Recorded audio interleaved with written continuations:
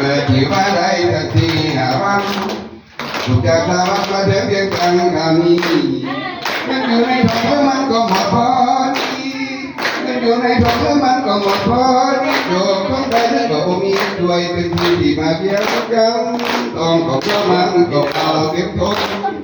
อยากดังดังต้องเผยว่าจงใจสั่ง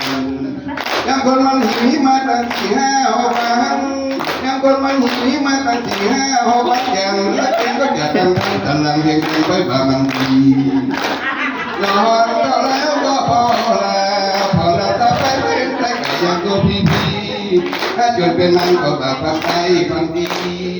ถ้าจนเป็นมันก็แบบพันไทยพันดีดึงขึ้นมาแล้วก็บอกพี่ที่จะเป็นของพันอยากจะกินเสียทีแต่พอมีเงินถ้ามีเงินเคยจะกินเป็นทองใหญ่ยังคนมันหิวจนบ้าหน้าทำลายยังคนมันหิวจนบ้าหน้าทำลายหากันจนพี่ออกมาไล่ที่จะตายพอกินโอ้ย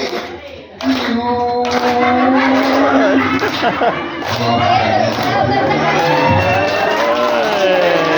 หิวจนตาลายเลยเด้อไอ้พอนงามงามยิ่งกว่าชายใดให้ได้เห็นกองพันไฟอยากจะได้ไปเป็นแฟนเมื่อก่อนข่าวอยากเห็นกับตาทั้งแม่ทั้งเห็นกันมาคนคนได้คนแน่นจนใส่เงินค่าจ้างรถมาเพื่อพอเป็นแฟนเบิ่งไปใส่ก็น่าแน่สมัครเป็นแฟนเกียรตุยผู้เดียว